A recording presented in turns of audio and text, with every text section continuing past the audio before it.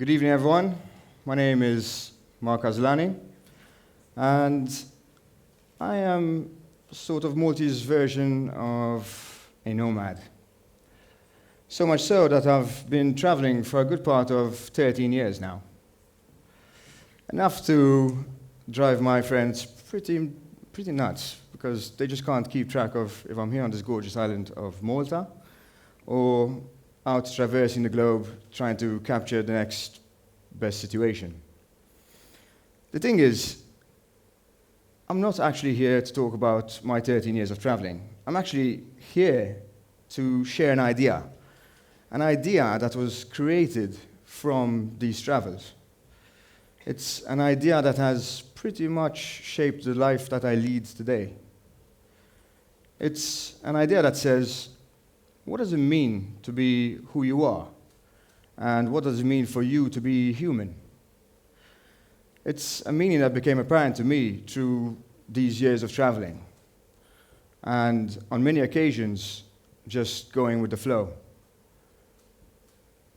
And it's through this flow that I started to tap into something that I'm going to be calling my sixth sense.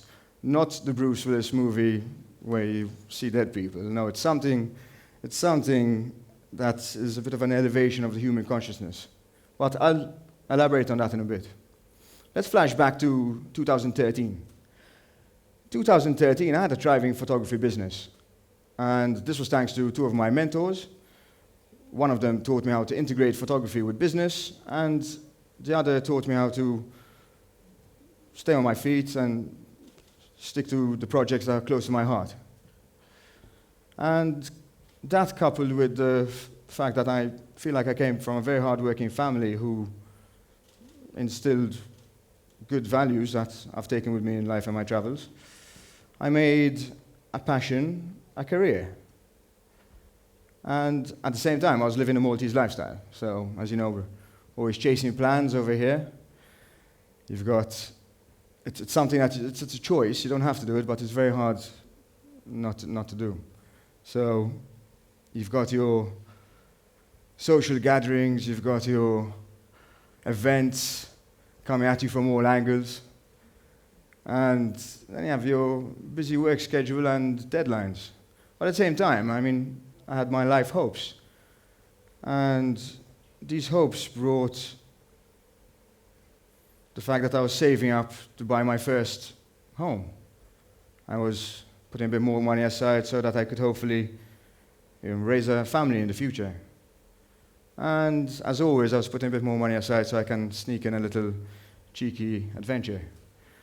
Now, at this time, my partner of the time and I were planning a really cool trip to head to Southeast Asia and Australia. And during this time, my mother got diagnosed with a brain cancer, and it's a brain cancer that took her life a couple of months later, but a couple of months more than what the doctors had given her. Now, it's through this chapter that I connected with this sixth sense of mine. It's through this chapter of my life that this sixth sense helped me communicate with the environment inside me and the environment around me. And this sixth sense, you may call it your gut feeling, your intuition, an instinct, but I want to call it the sixth sense, and it guided me. It guided me so much that once this hard chapter of my life was over, I found myself a couple of months later on a plane heading to the Far East. And it was the jump that I took with quite a bit of fear and anxiety, because I left quite a stable career and life and my loved ones. And at the same time, I was comforted by the fact that I was going to be sharing this experience, and I was excited for the next adventure.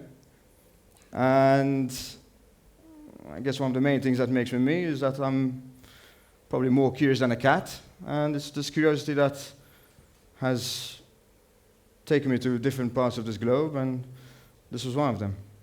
So, let's fast forward to 2017.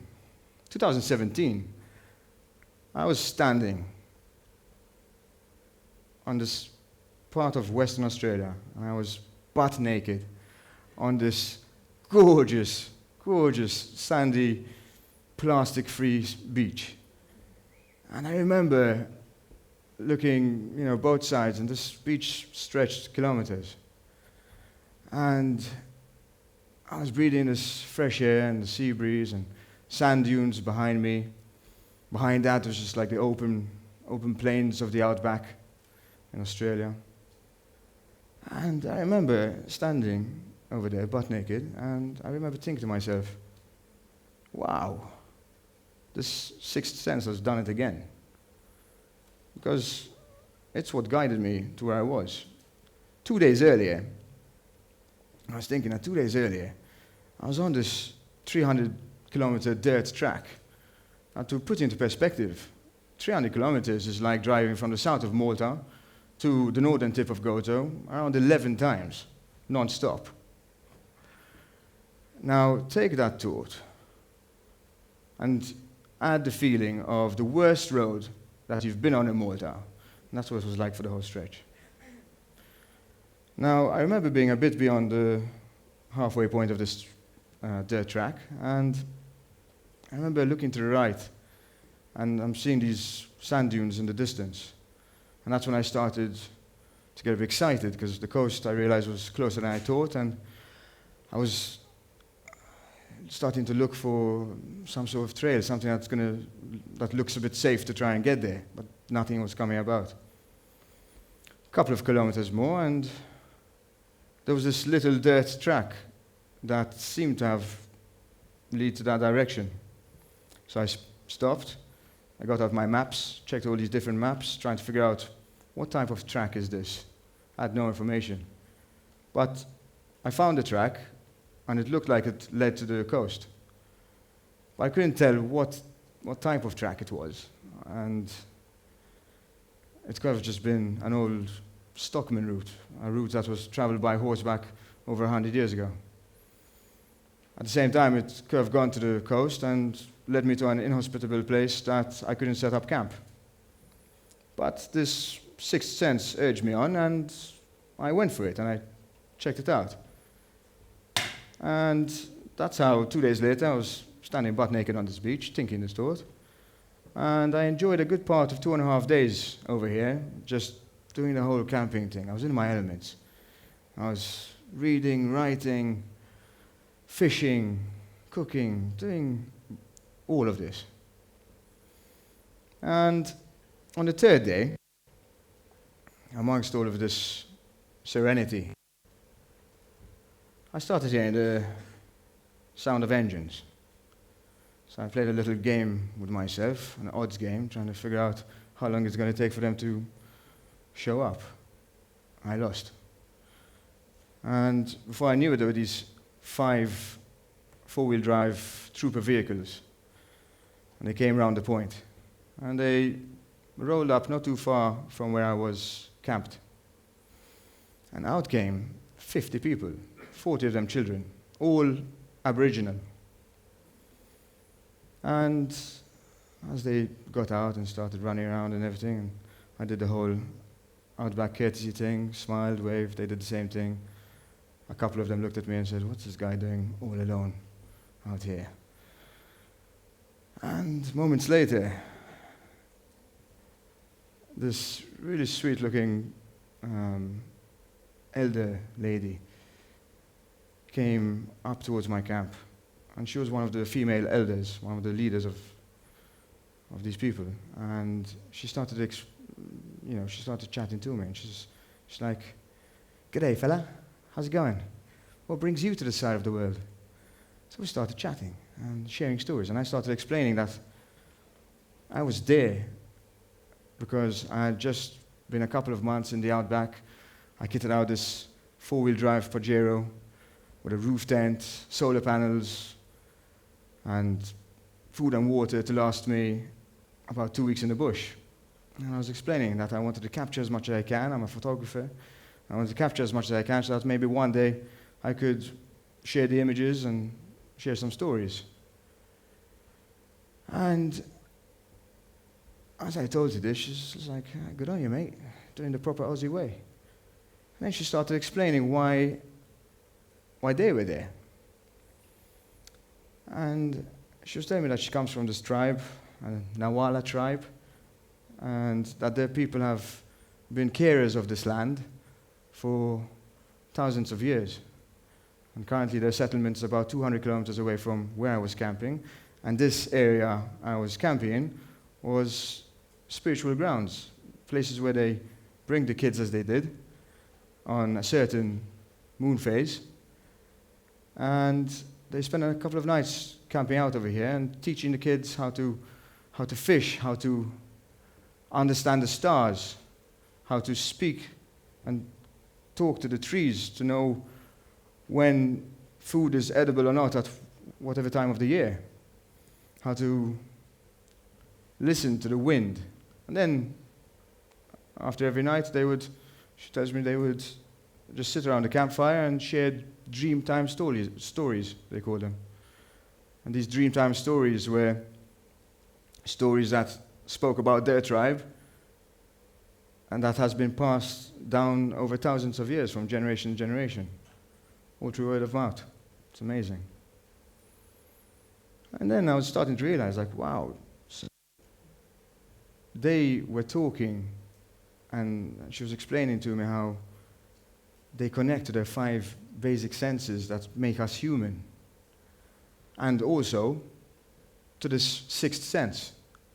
So here I was, talking to a people, a culture, here for thousands of years, passing on this connection to this capacity, passing it from generation to generation, at people who have been, for over 100 years, oppressed, and then suddenly given riches as compensation from governments trying to sort of apologize for the past. And we all know that that comes with its own complications, yet unfazed really by progress and technology. Because here she is telling me all of this, and there are the kids looking super eager to learn. How amazing is that? So it dawned on me how relative my experience in the outback and the knowledge that I was gaining through this expedition really was. It's how I started with a certain structure and how I was doing things by the book, to just being a couple of weeks into my expedition and just going with the flow, trusting this 6th sense that kept on coming out more and more as the weeks progressed. And I was understanding my 5 basic senses more and more, understanding how to read the weather, to not get swept away by floods, and to take the advice of the people I was meeting along the way, and sometimes not take the advice.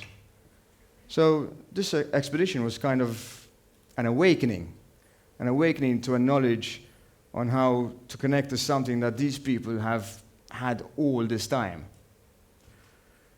Something that makes us human. So I looked at her. I was dying for her to finish off by asking me to join them by the fireplace that night. And she looked at me and said, "So you see, mate, good on you for experiencing our lands, and I'm really glad that they've taken care of you. But mate, I'm going to have to ask you to kindly get on your way." So I gave her a massive smile, and I was gutted. but I completely, that's the best part of it, I completely understood her. I completely understood where she was coming from. So there was this time lapse going on in the background, and I'm really hoping that it's said enough to give you a glimpse of what my expedition was all about, because it's pretty much saved you from a lot of hours of me saying a lot of stories. Now, I ended up covering 27,000 kilometers, most of which had many more moments for where I went with this flow, where I connected with this 6th sense that it kept me safe and helped me to achieve. So you might be thinking, why? Why did I share this story of the Aboriginal encounter and my expedition? Because the thing is, you don't need to do 27,000 kilometers of blood and sweat pushing solo through the outback to reach a connection where you connect to this sixth sense. I've done that, and that's my thing. Everyone can do this. We all have kids, we all have routines, we all have loans, loved ones, and commitments of all sorts.